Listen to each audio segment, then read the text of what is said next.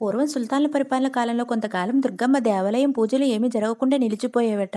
వారి ప్రభావం తగ్గిన తర్వాత పండితులంతా ఒకే చోట చేరి అమ్మవారి మూల విగ్రహ పునఃప్రతిష్ఠ చేస్తేనే గాని అర్చన చేయడానికి వీలు కాదని ఒక నిర్ణయానికి వచ్చారట. దుర్గాదేవి స్వయంభువు, ఆ తల్లి తిరిగి పునఃప్రతిష్ఠ చేయవలసిన అవసరం లేదు, మంత్రపూర్వకంగా మహా సంప్రోక్షణ చేస్తే సరిపోతుంది చెప్పి పండితులే ఈ ఆలయానికి వచ్చి దుర్గాదేవి సంప్రోక్షణ కార్యక్రమాలు చేసి కొంతకాలం సకుటుంబంగా ఆలయంలోనే ఉంటూ అమ్మవారికి ఉపాసన చేశారు. ఒక ఆశ్చర్య సంఘటన జరిగింది. వారింట్లోనే ఉంటున్న నలుగురు పిల్లలు ఒక రోజు గాజులు అమ్మేవాడిని పిలిచి తమ చేతులకు గాజులు తొడిగించుకున్నారు. వారితో పాటు మరొక అమ్మాయి కూడా వచ్చి గాజులు తొడిగించుకుంది. చివరికి గాజుల అబ్బాయి మొత్తం 5కి తొడిగిన గాజులకు డబ్బులు ఇవ్వమని అడుగుగా, అదేమిటి, మా ఇంట్లో ఉంది నలుగురు, మేము నలుగురమే గాజులు తొడిగించుకున్నాం కదా, మరి 5గురు ఎక్కడున్నారని గాజులు అమ్మేవాడిని ప్రశ్నించారు. లేదు, నేను 5గురికి గాజులు తొడిగాను. పండితులు ఆ 5వ అమ్మాయి ఎవరు, ఎక్కడి నుంచి వచ్చింది, ఎక్కడికి వెళ్ళి ఆలోచిస్తూ ఆలయంలోకి వెళ్లి చూడగా అమ్మవారి చేతులకి గాజులు కనిపించాయి. అద్భుతమైన దృశ్యం చూసి అందరూ ఎంతో ఆనందపడిపోయారు. దుర్గమ్మకు గాజులంటే ఎంతో ఇష్టమని ఆ తల్లికి గాజులు సమర్పిస్తే ఎంతో సంతోషిస్తుందని భావించారు.